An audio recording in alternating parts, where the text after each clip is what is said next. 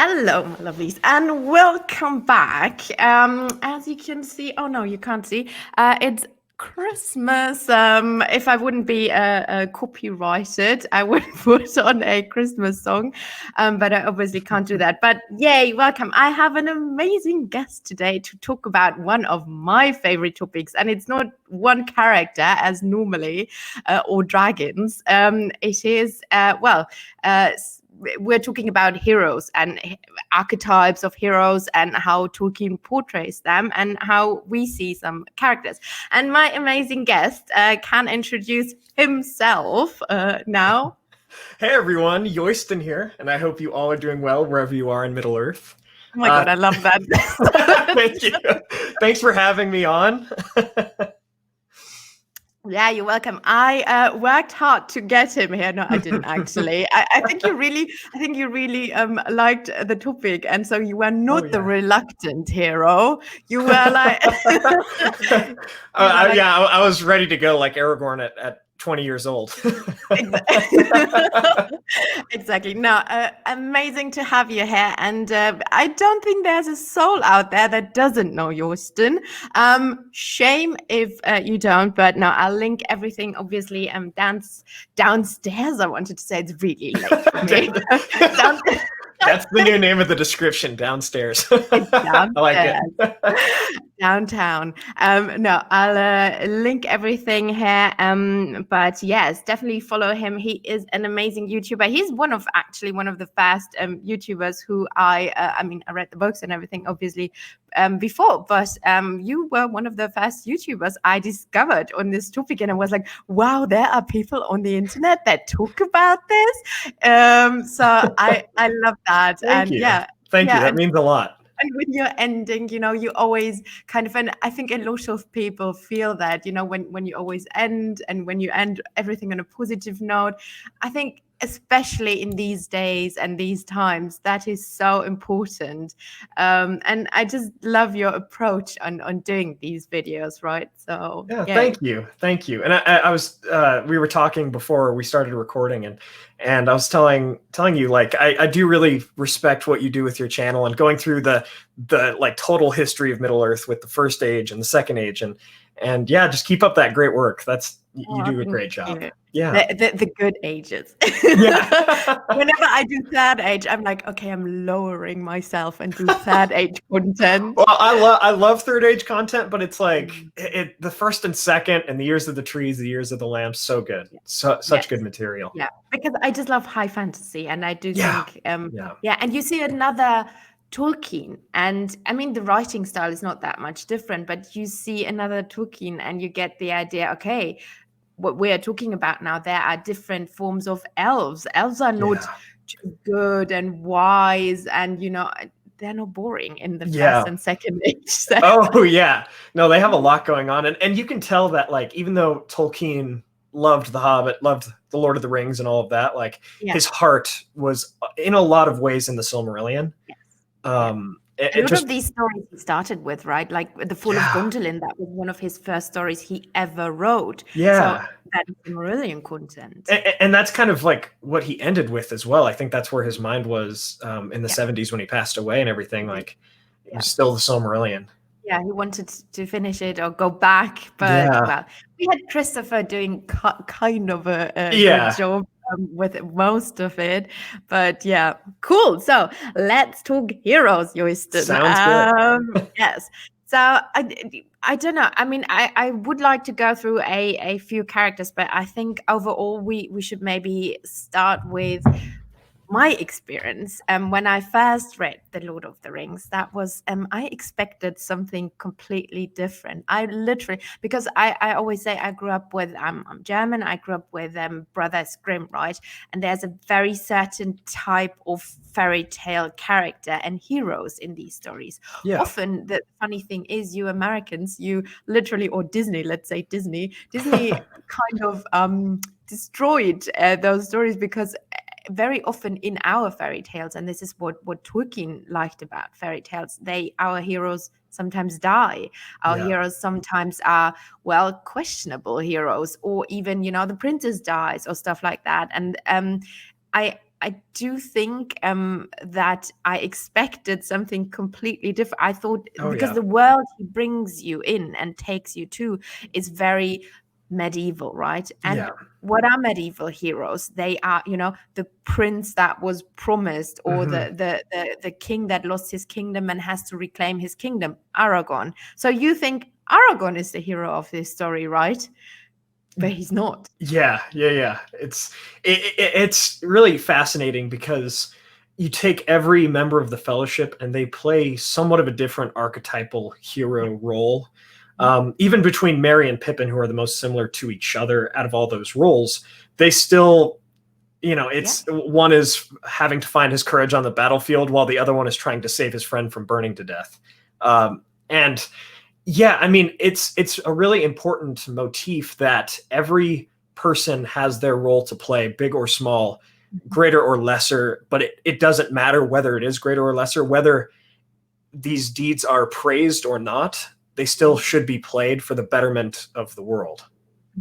And only together, right? Yeah. It's not one person. Not one person could have ended this war, could have destroyed. So there was not even Glorfindel, not even Galadriel, all these mighty people, it wouldn't have been possible. And you get that at the end. And that's, what I love about that. And even what you say, they are all hobbits, right? But even the hobbits, that race everybody has a different story. Sam's story and his, he's not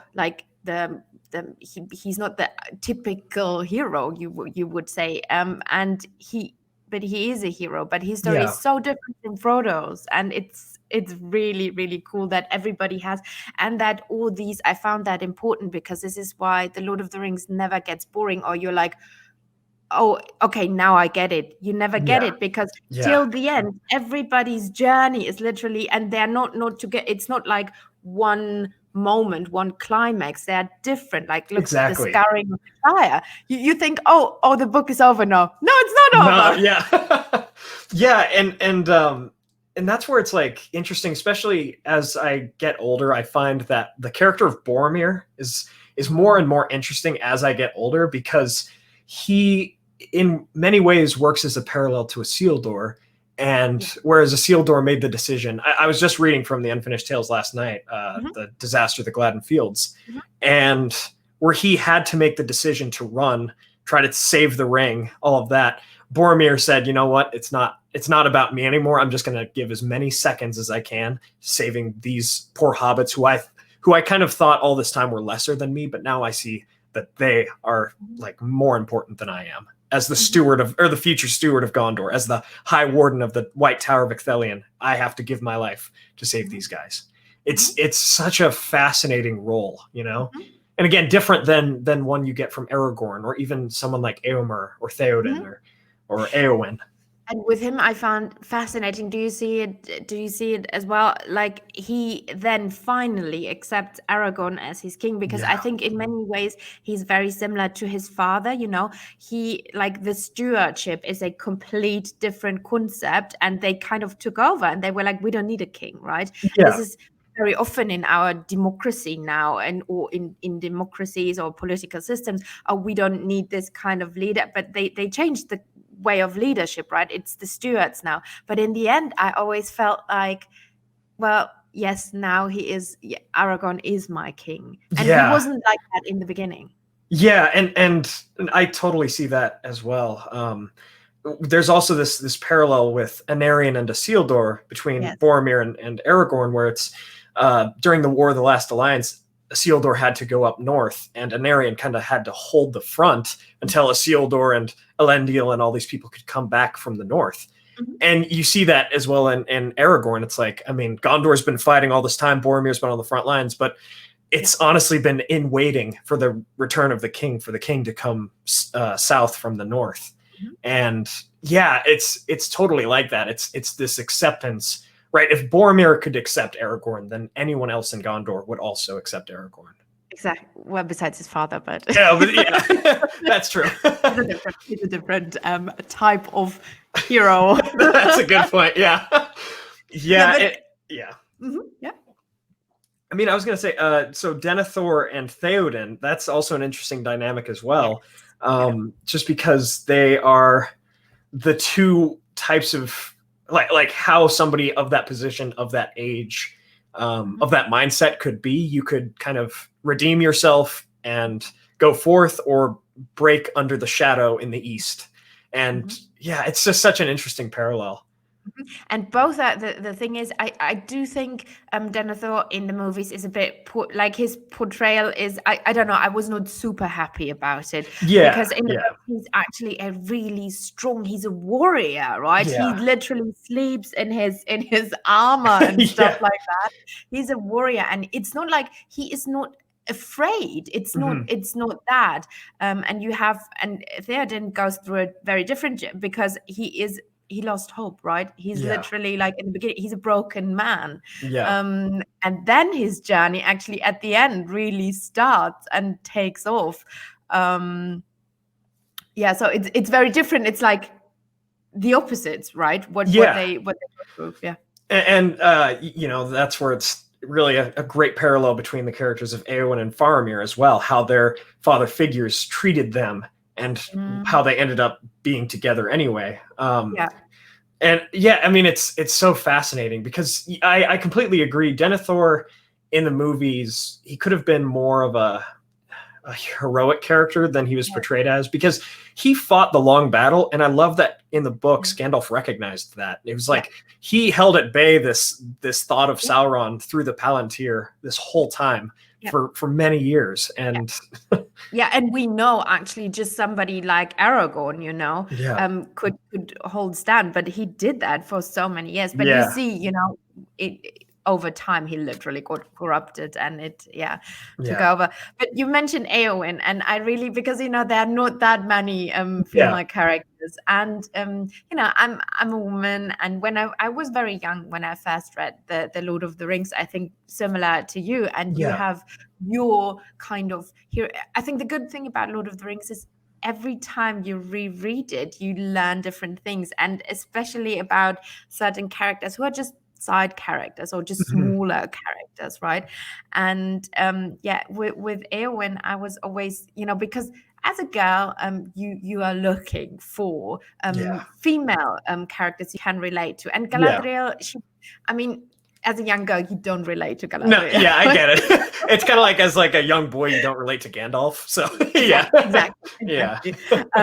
And for Éowyn, I found her hero journey one of the most amazing ones, because actually what you learn is she wants to be a war hero, right? This is in her culture. This is quite normal for that culture, but not for women.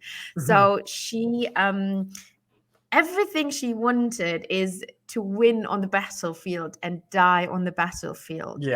But then she literally, you know, kind of, because, and this is what I, in the first time I read it, I was like, but why did she give up on that? Why is she literally becoming a domestic housewife? I felt like that when I the first time I read it, and I was, that's weird. And so is this because Tolkien is a child of his time and he wants women to do that, right?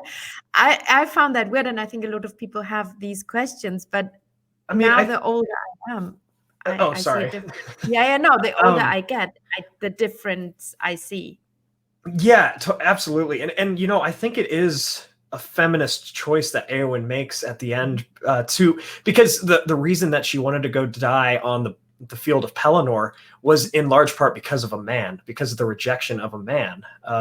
And I mean, she wanted to be a warrior throughout her whole life, but she wanted death on the battlefield because of, you know, of how Aragorn had treated her, of even how Theoden had treated her. And she rather declines that it like gives, you know, walks away from that choice that she made because of masculine figures, and chooses rather to be a healer, and recognizes in her wisdom that that's more what the world needs. And I think that's a strong, like, feminist choice rather than trying to die on the battlefield. the aspect of choice, and I think that is very often in heroism, is actually the true heroic act, Yeah. and but when I wasn't who I am now, as a woman, I didn't understand that. I was like, oh, she's domesticated now, how Yeah. boring. And I Yeah. think that is very often why people who haven't read Tolkien as many times as we did, or didn't question certain things, they feel like he portrays women, or he portrays certain races in a very, but he doesn't, and there's more to that, and you Yeah. learn it by growing up with it, Yeah, actually. exactly. And I mean, he built his legendarium in so many parts, like throughout history, right? Or like taking and being inspired from history, Yeah. and like you were saying, I mean, it wasn't really a part of, it wasn't a thing you saw often, like women trying to be warriors and all this kind of No, stuff in that culture, in that no. masculine driven culture. Yeah. So that's what does really make Éowyn such an inspiring and awesome character, that she tried to defy those archetypes and kind of have as much valor as any man, even of Rohan, could have had. And Gandalf even says it in the Houses of Healing, like in some ways she has more valor and more strength than Éomer ever could have had, because not only did she go off and ride and battle and everything, but she also had to fight on the home front. She had to like stave off the dread that Wormtongue gave and all of that. And it was a hard psychological battle for her, and as well as like a physical battle with the Witch King in the end. Yeah, and she at that time she filled up the role as king, right? Because she did all that, and because Theoden was not able to do that at that point, and that Tolkien gave her that moment and gave her the Witch King moment says everything about how he saw women. And when you know that in the end of his life he wanted to rewrite Galadriel's story and give her more importance. That also tells you everything about that. That because I don't like people criticizing him about female heroes, because there are female heroes, and as we just said, being a healer is also, we see that today. Who are the heroes of 2020? Oh, it's absolutely. the frontline workers, isn't it? Yeah, absolutely. It's not the soldier, and I mean,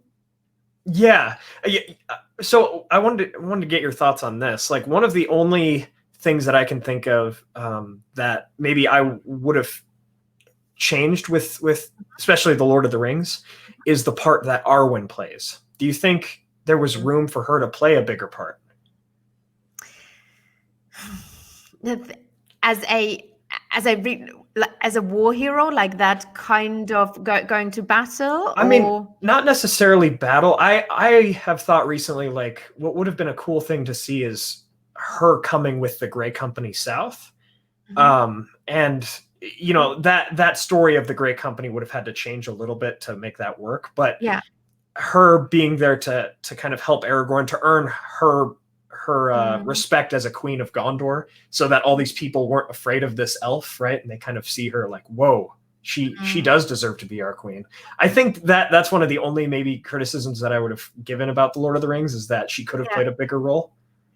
But I have that feeling about a lot of the elves, because if you know who Elrond, her father, is, like, he should be the chosen one, him and his brother. And his brother gets that story in the Númenor, in the Ancalabeth story. His brother gets that recognition, right? As the first king, he makes this choice.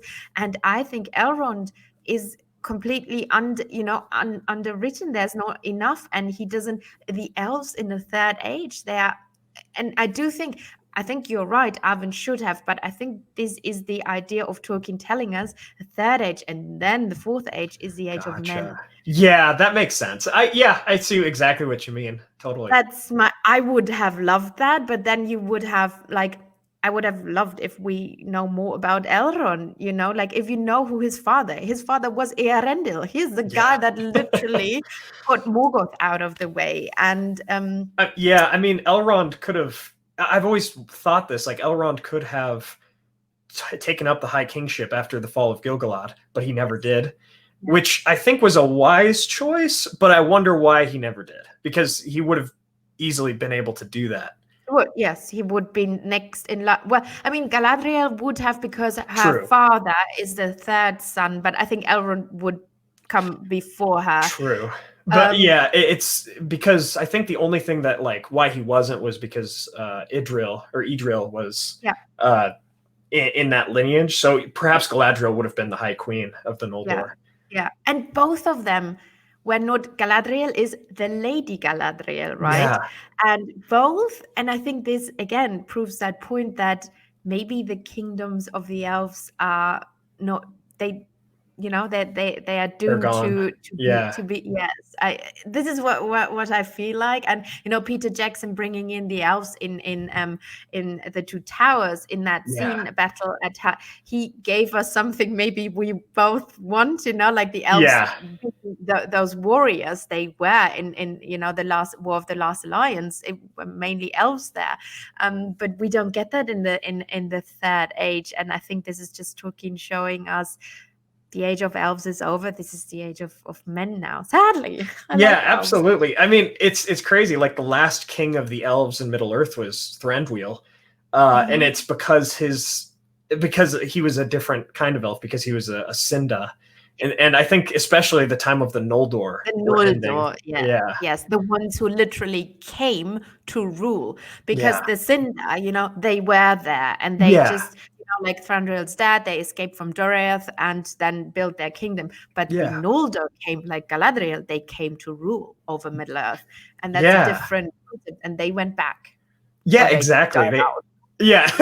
Unfortunately, no, you're exactly right. They came to rule and then had to kind of realize over the ages, and that's totally with Galadriel's story arc, kind of this idea that she has to realize, I'm not going to be Queen of Middle Earth, and I'm just going to remain Galadriel. I'm going to diminish and fade. Yeah. She passed the test. She did. Could have taken the ring and her ring and preserved her kingdom. She didn't. I just wrote a video on her because I literally voiced for everyone. I'm voicing Galadriel again now for another friend of ours who's also a Lord of the Rings YouTuber, and I'm like, okay, this is because I'm the only girl in this community, right? It's not just we just recognize your voice as Galadriel's now. Next time I come with a blonde, I bring blonde Helen. No, but it's funny. Good. Let's go back to heroes. Is there, for you, like did you have one hero in this story where because we talked a lot about relating to a character, and I think that is important when you read something, because this makes you, come back to a book. This makes you do research. This makes you think. This takes you into this world, relating to somebody, right? Do you have that character, or are there many characters? I think so, especially in the Lord of the Rings, like ever since I was a kid and everything, like I've wanted to be like Aragorn. And okay, Men of the West might have kept exactly. And I find that in a lot of ways, I think I'm also like Sam. So, and that's a mix I'm happy to aspire to be like. How about you?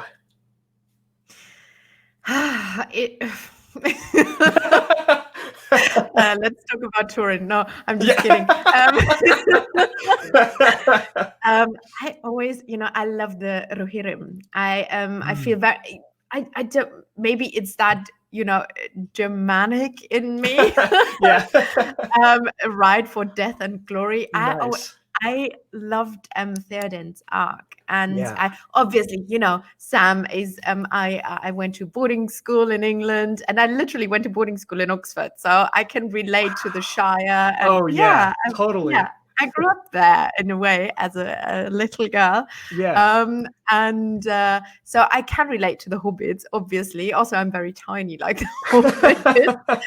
And I loved Sam, but Sam never. I started to understand Sam more the older I got. Sam was Yeah. not my hero when in the beginnings, you know, till I was like, I don't know, 20 something or whatever. I always found Theoden and the Rohirrim. Yeah. That was my, maybe just because I love battle. I think what I can. like for me, Sean Astin and Viggo Mortensen did such a good job in their roles, and that was a lot in such a way to like inspire me. Yeah. So you're a very visual person, and you got over the visual content to Lord of the Rings? Yeah, I mean that's kind of where I started when I was a kid and everything, and then got more into the books as I got older, for sure. Yeah. So did you read the books first? Oh no, I watched the movies first. Ooh. Are you talking down to me? The elitist in me is like, oh, okay, no, I'm just. I was like, I was so young. Like, I think I was like 4 or 5 when I first was shown the movies, and then I was like, oh, I love these. 4 or 5, that's amazing. So your parents like watch the movies with you? Oh yeah, my dad loves the movies and got me into them and everything.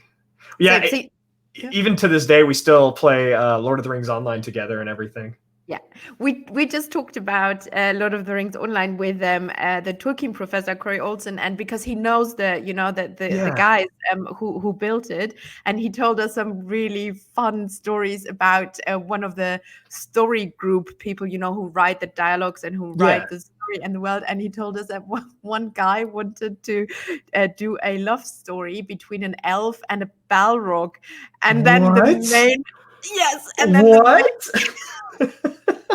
the main writer was like, this is not going to happen.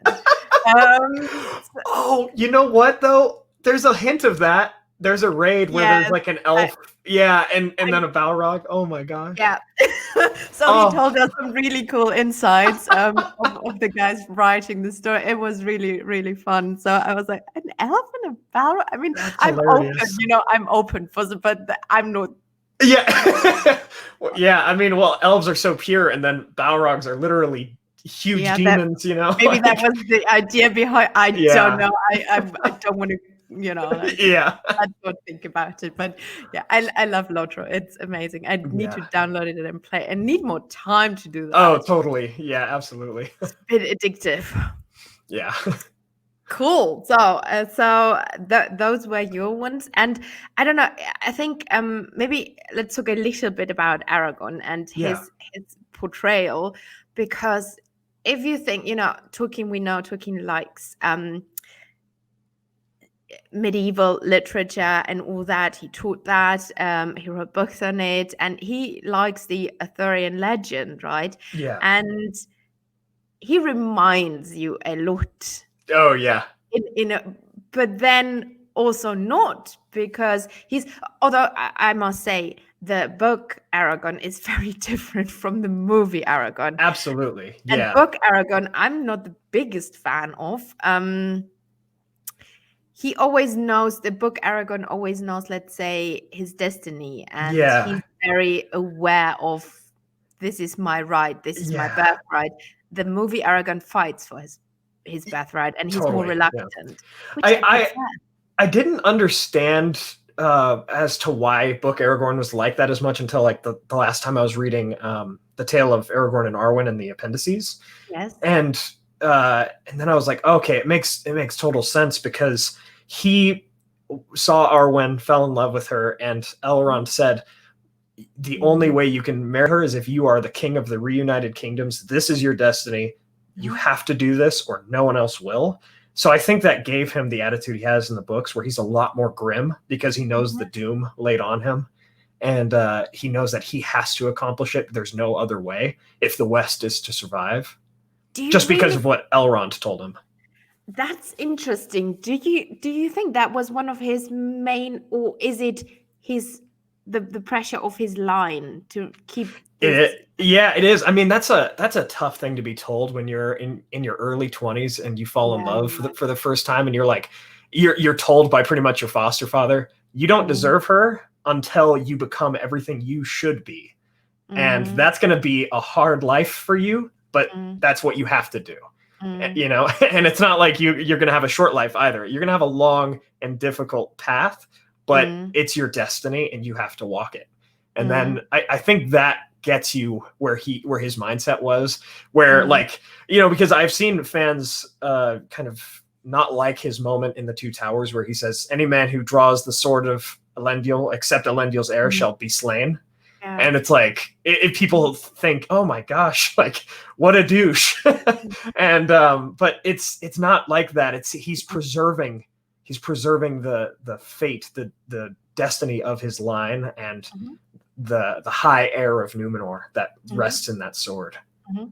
Yeah, and the thing is, if you know what happened in Numenor, and this is what I'm always like, literally, it's a downfall of his civilization, his whole civilization, everything, the history of them, Yeah. everything got erased, and just a few ships made it out, and it's not like there are 20 heirs, like in Yeah, the line of exactly. waiting, he's literally the last of this line, and that's another, like Elrond put that pressure on him, but Yeah, that is also something he always grew up with, knowing that he is that person, and exactly. that's a scary thought, isn't it? And it's not like I know he's portrayed, yes, as a battle hero and everything, but it's a lot here he has Yeah. to fight Yeah, and it's a big mental battle, especially because of what you just said. It's you're the last of that line, and overcome. that means a lot to Elrond because that's his brother's line. It's like you're the last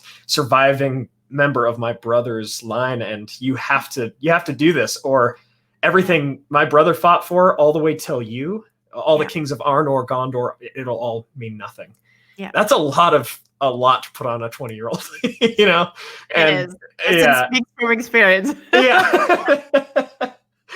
No, no, it's um, true. But I yeah. love that, that it's not like he just it's not like, oh yes, I'm the first in line to the throne. Yeah. I'll go to battle. I demand this and this and this, and stewards of Gondor.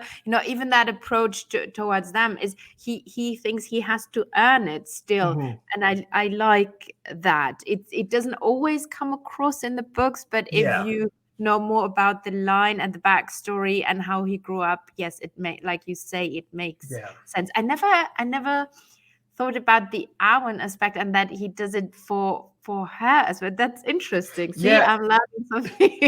Yay. Yay. Yeah. Um, yeah, I mean, that's a tough thing to be told. And then it changed his life because I remember there was a line like, that's why it explained that's why he was so grim. Like Hmm. that's why he was so grim in the prancing pony and everything. It's just like, just because of the weight he carried on his shoulders. I couldn't Yeah. imagine. I couldn't Yeah. imagine. And the he knew that war will come, right? A lot of the people, everybody, like people in the Shire, they were not aware, not even when it was happening, that something is happening. But Yeah. he knew from history. He knew of this is how he grew up. He knew about the downfall. He knew about the failings of his line. This is Yeah. also something that is very grim. He knew his ancestors failed. They could have Mhm. destroyed the ring. They didn't. But they were from the chosen ones, from that line. Even they failed. How can I? Yeah. And it's I mean, it comes from every part of his family aspect. I mean, his mother's like last words, I give hope to the Dunedain, but I leave none for myself.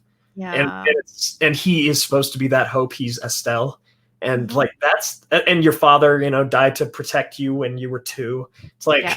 like that's a heavy burden to carry. But Hmm. one of the parts of his journey that I love is his time as Thorongil, when he goes south, Hmm. rides with the Rohirrim, aids Gondor against the Corsairs, and it's like, because Hmm. he could have done that as Aragorn, but he He didn't, could. Yeah. and he could have earned early recognition that like, oh, this is going to be the king, and Hmm. this is that guy, but it's Hmm. it's like he goes under a different name, doesn't Yeah. take any of the praise, only does the work, and I Yeah. love that about his Mhm. character. And that is how Tolkien wants to see a king, right? Yeah, This is the journey Tolkien wants the king to have, not just because it's your birthright, but it's yeah, fighting for it. And yeah. yeah, I don't know the English. I'm missing the English word for it, but you know what I mean, like No, deserving, absolutely, absolutely. deserving that right. Yeah, and that is another form of hero, right? It's not just the war hero. Yeah, It's in him a lot of aspects come together, and I think this is why he is, like we said, one of the only kings that people talk about, because there are yeah, more kings, like you say, even like did Dale still have a king? I think they yeah. re-elected. Yeah, so Yeah, it was after it was Bard and then Bard's line, Brand the and line got yeah. yeah, exactly. So there were other kings in Middle-earth we could have Mhm. talked about, right? And who helped, but no, it's Aragorn's story. And that's where he's also such an interesting masculine figure, Hmm. and such a role model for masculinity, because there Hmm. is a warmth there, because the way he proved himself as a king wasn't by how many soldiers he slew in battle, it was because he healed. Healed. Yeah. Yes. Yeah. Yeah. And that's such a positive masculine like archetype that really is quite worthwhile for sure. It is, and especially in these times, it's Yeah. I think it takes a lot of, I mean, I'm not a man, but you can speak from experience. Like, I think from men, very often I read stuff and I'm like, all these poor men, they are put under a lot of pressure, provide for families, Mhm. because a lot of these archetypes still exist.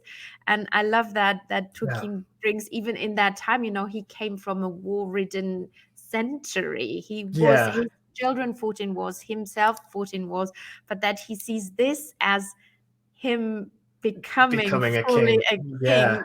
That is so cool. Yeah, absolutely. Because like as a male, you love the moments of Éomer riding off into battle, screaming death and everything, Yeah, and that's great. But yeah, it's also shown like that's not where true no, valor is. True valor is in the healing and helping of others. yes, yeah, Yeah, yeah, yeah.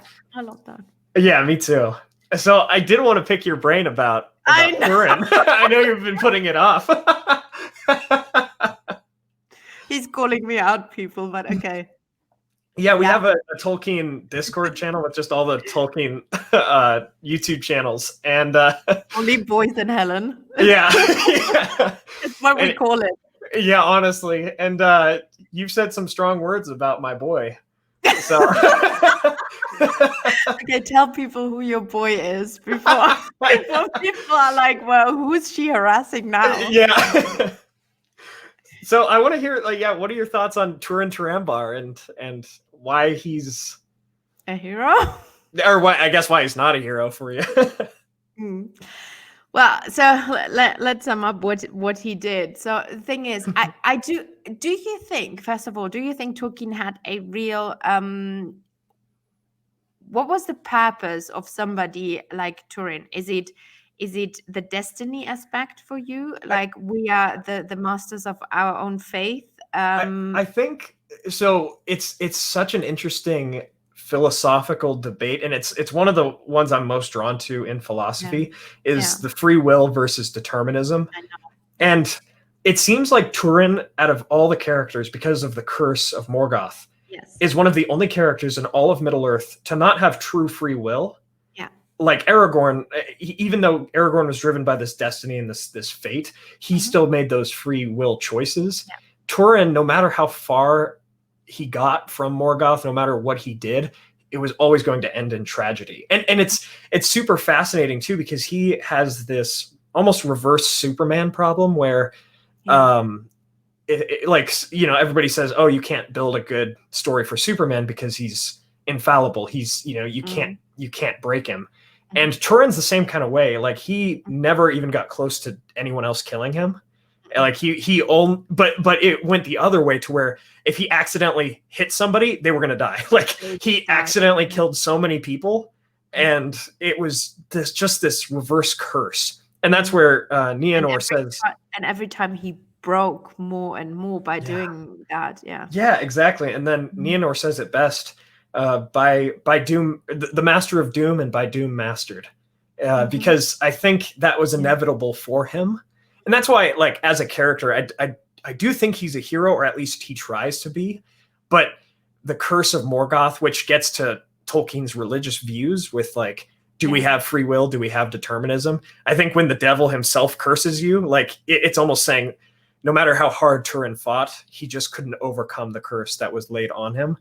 And that's why I think even in spite, he knew he was cursed, but even in spite of that, he still tried to do the best he could. He still tried to save the men of Brethil. He still tried to like help, even though he was arrogant, headstrong, just like all these things, he still tried his best to help the elves of Nargothrond, all of this. So yeah, but anyway, I wanted to hear, your thoughts on him. See, I see it completely different. And I read a comment on one of my videos because I talked about Turin in a video, and I see it completely different. I don't think his fate was, we know Eru had everything kind of mapped out and planned out, right? This is the Aino Lindela. This is what they were singing about. The Valar didn't know the fate of men. Eru knew, right? But I don't think, I think for the elves and for a lot of other things, he knew. But I think the children, his second born, the men, I think he never understood them, and I think the Valar never understood them, because the elves are very similar to the Valar and very close to the Valar, and for them it was easy to deal with the elves. Nobody understood the concept of men, and I think that is his Christian view, and I don't think that his fate was mapped out. And I do think this is what Tolkien, how I understand it, was what Tolkien wants to tell me. He says, even though you learn that somebody cursed you, or this is because all of your grandparents didn't go to university, so you're doomed to, I don't know, not go to university, because your story. But I do think that he had free will, and I don't think his destiny was written. And I think with every choice he made, he digged his own grave. I see it completely different. I definitely see and actually agree with that when it comes to Fenduilis. I think Fenduilis was the one, if he saved her, he could have saved himself from his fate. But because he was recursed by Glaurung, he really wasn't thinking about her at that time. It's just interesting. So do you think the curse is like, do you think the curse of Morgoth, the curse of Glaurung, it was all mental? Yes. Interesting. That's okay. That's my view, and this is what I think he wants to tell us. Like, even though all the odds are against you, and people are saying this and this and this, fight it. Don't be like Turin. Because that's I would wear a t-shirt. Don't be like Turin. Don't be like Turin. Sorry. No, that's my understanding. What Tolkien wants to say, like, even though everything you think or everybody's telling you this and this and this, and the Dark Lord cursed you, no, you can change your fate, but he didn't. And this is why he shows us so many steps on the way where you're like, why did you do this? I do like that. I do like the sentiment of that, to where you are, no matter what, you are the master of your own fate. But I think there's one crux to that is tough to argue, is that in Nienor, in her story, because she came to forgetfulness, and that had to have been some sort of power that was laid on her. She couldn't, like, what can you do against? Yeah, exactly. Like, if she knew that Turin was her brother and everything, and married him anyway, and Turin kind of had an inkling that she was his sister but married her anyway, then I'd be like, it was kind of their own fault. But I think that one was not on them. You're right. Yeah, you're right there. But that's their story, and you're right. I think one of the main reasons, he killed himself in the end was that, and then she killed herself. How often do we have that in Tolkien? Literally never. That people killing yourself, taking your own life, is not something he. Yeah, exactly, and it's also fascinating and even darker in the Unfinished Tales, because she was pregnant when she killed herself. Yes, with his baby, and it's like, this is such a dark fate, and that's why it's like so hard for me to just pin the blame on any individual in that situation, because it seemed like they were Yeah, they were kind of screwed from the beginning, unfortunately. Yeah, it was, but this is how. So I know it's not an allegory. Tolkien didn't like that, but this is what I always feel he wants to tell me with that. Like, do the right choices. I think this is like a very bad example. Mm-hmm. Don't do it like Turin. That's. But I know a lot of people who see it like you do, and I think that's the beauty of it, isn't it? Totally. Like, I'm Absolutely. not wrong, you're not wrong. Right? Yeah, and you brought up some interesting points I have to think about, because that's a really good I guess outcome of the story, is being like, no matter how bad you think things are, you still have a choice, and you could make the wrong one or you could make the right one. Yeah, and I like that. Yeah. So what do you think about, because I remember you saying this in the Discord server a couple months ago, that and maybe I'm misremembering, I don't know. I mainly post weird memes. Oh, okay. So maybe this is just a meme, but like, is in your mind, is Feanor better or worse than Turin? Oh, worse. Okay, good. I think you must have been joking then, because I think it was something along the lines. I say justice for Feanor. Yeah, I was like, no way, she's serious. No way. I just have to make sure. No. Yeah, let's talk about Feanor, because I think his he is the chosen one of the elves, right? Yeah, He can do everything. Tolkien gave him Eru, gave him everything. He gave him everything to be an epic leader, a great king, a creator of jewels, bringing beauty in this world. What did that man do? Yeah, he felt like that fate was his and his alone, and he thought he was just all that. And with him, though, like, there's no excuse of a curse like there is with Turin. So it's like everything he did was definitely of his own volition. And that makes him like such an immoral character. Yeah, he could have been the greatest elf of all time, and in some cases still was, at least in what he did, like great, not as in good, but great as in like large scale. But he just let his pride get in the way of everything. Yeah, and in a way, I see him worse, because with Melkor or with Sauron, Sauron didn't start as evil, but with Melkor, from the beginning, from him bringing the mist tunes in the song, from the beginning, okay, that's the baddie. With Feanor, you don't, and then you're like you get more and more disappointed, and you're like, what are you doing? And that's also, because, as we said, he was supposed to be the chosen one, right? Yeah. And that very similar. I mean, I'm just saying Anakin here, right? Yeah. No, there are similarities. And because he doesn't do it for love or that, he wants those Silmarils. This is how I see it, got into his head, right? He doesn't even, like, the thing, what you would understand is, I would go after Morgoth if he would kill my father, right? Yeah. That is perfectly fine. But he didn't go for that to Middle Earth. He went to Middle Earth, to go after the Silmarils. Yeah.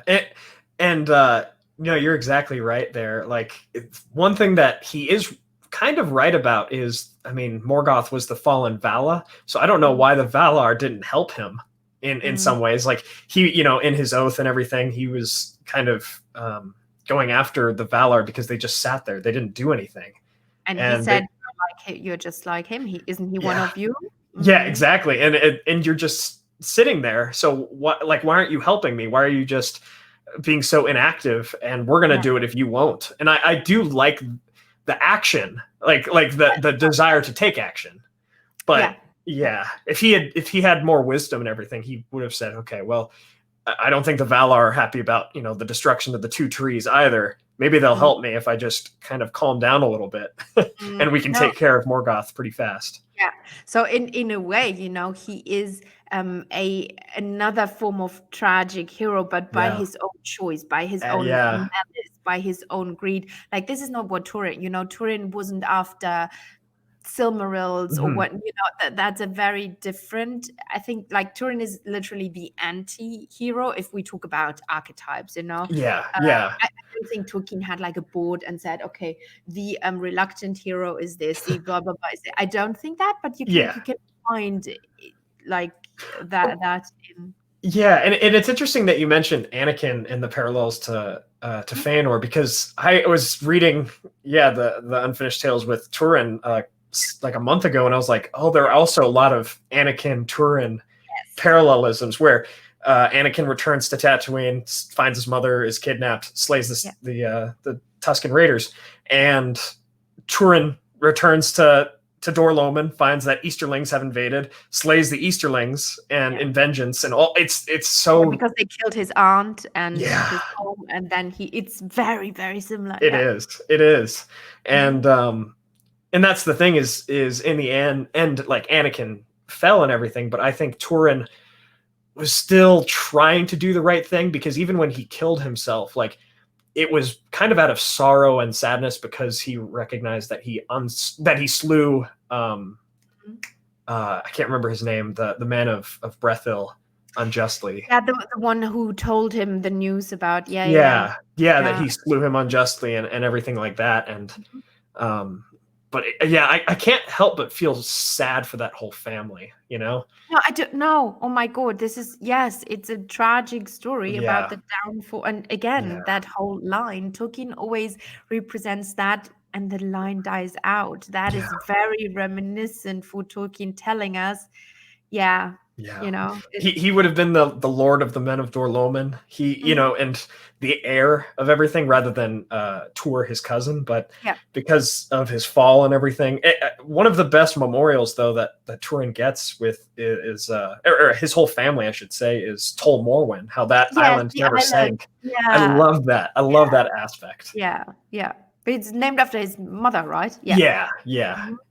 Where the kind of gravestone was for all of them. Oh my, like, seriously, Children of Hurin, like, it's from the Great Tales, like, written wise, it's my favorite. You know, I always say I don't like him, but the story, because it's the most similar to, we can relate to, right? Because it's meant, it's literally a story, but yes, there are some elves, you know, in Nargothrond and whatnot, but it's a story about the downfall of a family. And there's a lot of these, like, we in German literature, we have that from Thomas Mann, Buddenbrooks.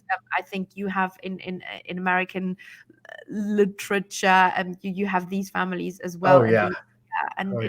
Tolkien was one of the first one who literally portrayed this in a way, like, the hero dies and fails so many times, and it's that we have that as well, and not just, you know, go to war, win, become the king. No, we have this.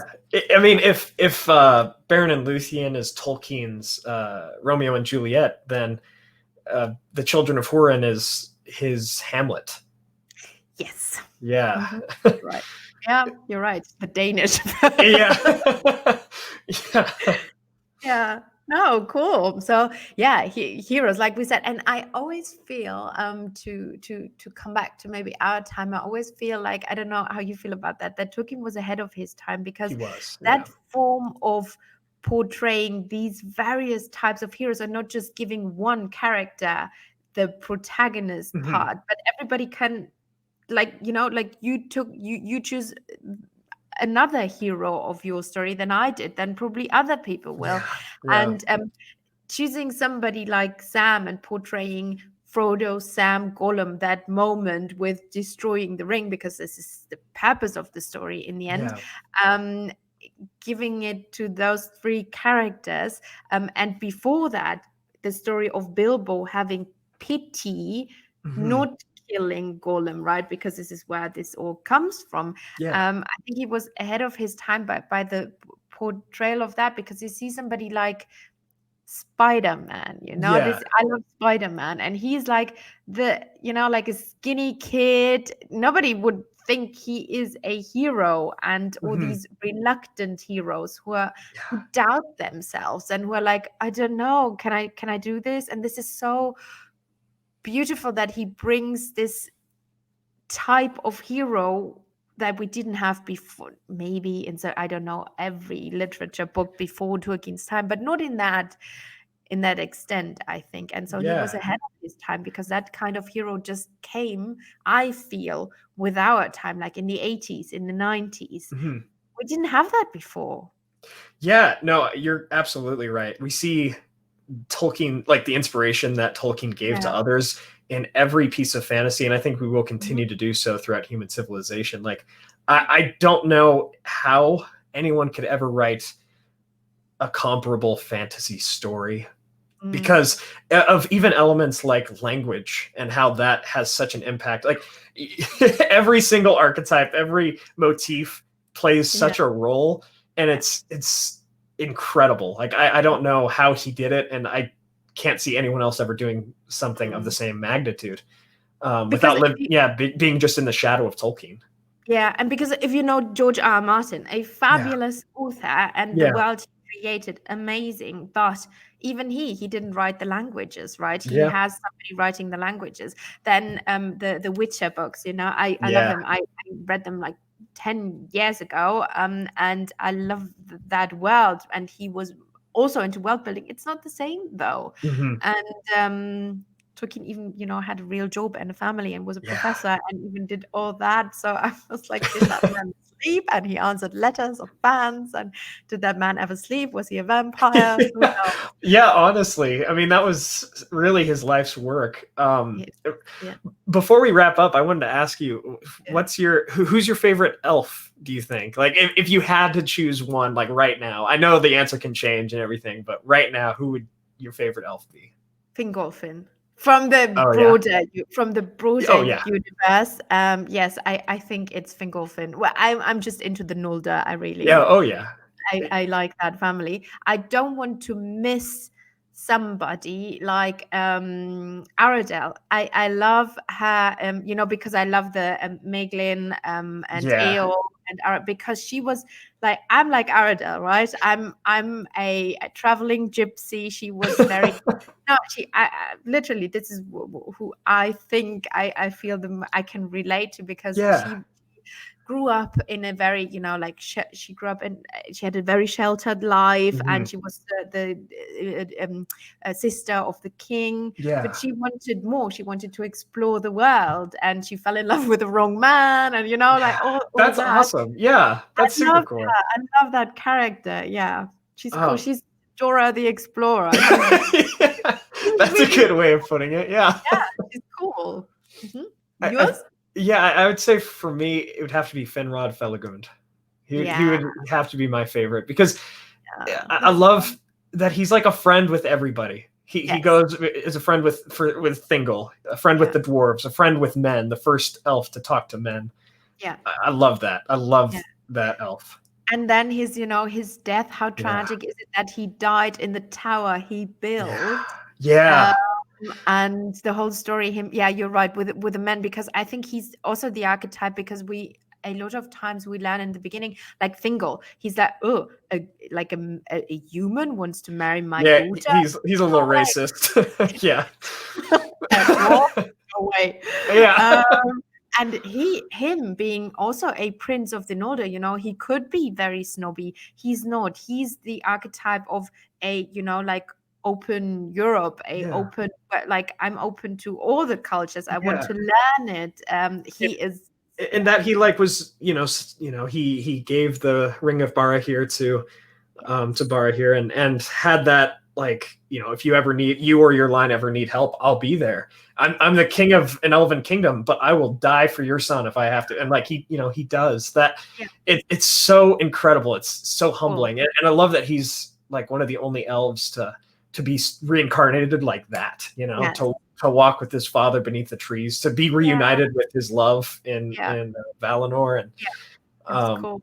And he's like one of the first like grudges that elves have against Sauron, is because he was slain by Sauron's creatures, and that was one of the first grudges that they had against the Dark Lord of the Third Age. Oh yeah, definitely no. And the cool thing is that parts of him, you know, are still with the Ring of Barahir, and that whole story is still preserved till the Third Age and Aragorn. Even in Numenor, what did they take out of Numenor? They just had a few heirlooms, but the ring was one, right? Exactly. That's so cool that his spirit in a way and what he did for the humans is still preserved, and an heirloom of men now. Yeah, exactly. What a good character. Tolkien does it so right. Oh, damn it. But you know what? My grew for my grew. My love for Galadriel grew over time when doing all this, because I just wrote a video on her, why she's so powerful, and it just came to me like, her fighting Sauron. Have you ever thought about that? Why did she fight Sauron? He killed her grandfather. Not Sauron, Morgoth. Why did she fight Morgoth and then his lieutenant Sauron? Yeah. Because Morgoth literally, and in the first and second age, she fought Morgoth, and she went there, and she had a bone to pick with Morgoth because he killed her grandfather. And then Sauron killed her brother, and her brother in the tower. Exactly. So she had a lot of other, but I found it interesting that this aspect of she wanted a dominion for her own, and she is not just the nice lady of putting water in a mirror and having a mirror and telling you a nice story about the forging of the rings. She is that aspect of her where she's portrayed in a bit like not evil but prideful, and there are a lot of similarities between her and Fëanor, but where he failed the test, she passed it, and it's. And Tolkien, at the end of his life, because in the beginning it's like she was second to Fëanor, and at the end of his life, he wanted to revise that and say she was as important and powerful as Fëanor. Totally. Yeah. She's such a cool character. She is, yeah. Yay, cool. So I love this, Yoystan. Yeah, me too. This was a lot of fun. Yay. So it's different than just writing lore videos. This is why I think a lot of people enjoy just people they normally watch doing lore videos, just talk about stuff they love and just have a discussion, because literally I have 5 bullet points I wrote down. I think we just it. And thank you for doing this. One day, maybe next year, we can do that again. I really enjoyed it. Totally, Helen. Thank you so much. Besides, you kind of know Lord of the Rings. I dabble a little bit. Very humble. No, cool. And I love that you like to talk about, because secretly you like the Silmarillion. I love the Silmarillion. I love the Silmarillion, and it does not get enough attention. Yeah. Exactly. So cool. So thank you again, Yoystan. Again, all your details will be down here. So tell us what's next for you. What are the next videos we can expect? I know you're very busy with life right now. But well, so tomorrow's the 300,000 subscriber live stream, which I can't wait for. I'm so excited. Oh, thank you. I'm not sure. I just did a Gandalf epic character history last weekend, and that was a lot. I have a big list, and just try to get as many like epic character histories and all of that done before Amazon comes out. And I'm excited. Yeah, enough character. I because as you said, we were talking in our Discord. Is there enough material? Yes, there is. People. Oh, absolutely. we'll be around for years, everybody. Don't worry. We will. We're not going anywhere. So cool. Yoystan, have an amazing whatever time. I'm very confused about time. Yeah, no problem. For you. And have a lovely weekend. Also, everybody who's listening, thank you for staying on for 1 hour with us. Until the next time. Bye-bye, my lovelies. Bye-bye. Thanks, Helen.